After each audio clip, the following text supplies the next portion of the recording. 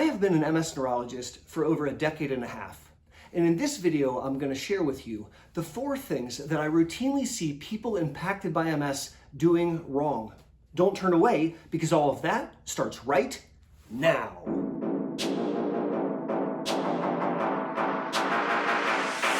Hey! Howdy! Thanks for learning about MS with me, Boster.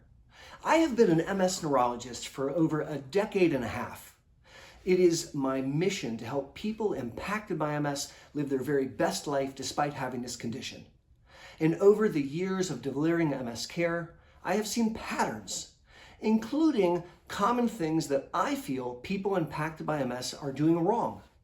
Now, that doesn't mean that they're bad people or bad patients. On the contrary, I'm simply sharing that as I reflect, there are 4 things that I commonly see folks with MS doing wrong. And in this video, I'm going to share them with you with the goal of helping you do them right. Let's jump in. Number 4 is not practicing daily mindfulness. Now, mindfulness I define as being in the present moment without prejudice. So you're not reflecting back on something that you missed last week, and you're not telling yourself a movie in your mind about something that might happen in the future. You're spending a few moments in the present without judgment. And honestly, in Western culture, we are encouraged to do anything but be mindful. I mean, heck, if you can drive a car, eat a cheeseburger, and talk on the phone all at the same time, well, good job, you're being really efficient. Except that's an awesome way to lose your sense of self and to feel lonely and depressed. And it's my strong belief, if you want to live your best life despite having MS, you need to commit to the daily practice of mindfulness. And if you don't believe me, I double dog dare you to try it. Spend a few minutes each day in quiet meditation, breathing. Have a mindful meal. Turn the TV off and really pay attention to what you're doing. Go for a walk in the woods. No ear pods, just spend some time in nature. Try it out. Number 4 is not committing to mindfulness. Number 3 is not upping your water game. Most red-blooded Americans run around massively dehydrated, and that's true for people impacted by MS. The reality, however, is that in the setting of MS, dehydration creates a lot of problems. Not only can it impact fatigue and cognitive function, it can impact bowel, bladder, spasticity. I can go on.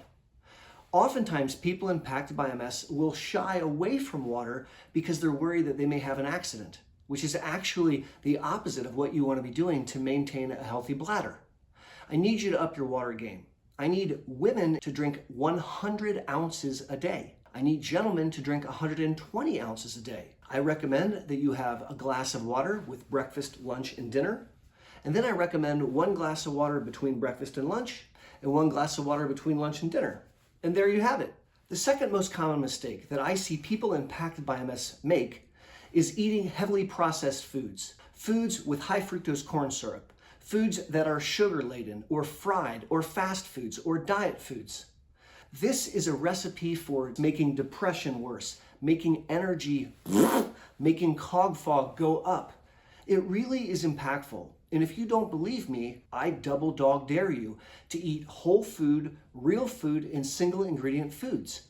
I double dog dare you to not eat things with ingredients that you can't pronounce. Because let's face it, that ingredient is not a food, it's a chemical. And I need you not to eat that. Real quick before we go on, if you like this video, would you do me a favor and give it a thumbs up? Also, if you haven't yet subscribed to the channel, please consider doing so.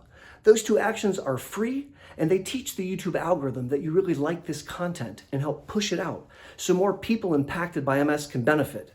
Thank you. And number 1, the most common mistake that I see people impacted with MS make is not getting enough restorative sleep. Sleep is critically important to humans, and it's very, very important in the setting of MS. And many people, they budget for less than 8 hours of sleep in the bed. They're going into the bed and then they're playing on their phone for hours with terrible sleep hygiene, and they're literally sleeping 5 or 6 hours a night.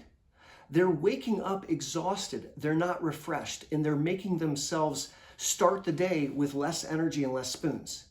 If there was one thing that I would ask people impacted by MS to commit to, it's to excellent sleep hygiene and budgeting for a solid 8 hours of sleep.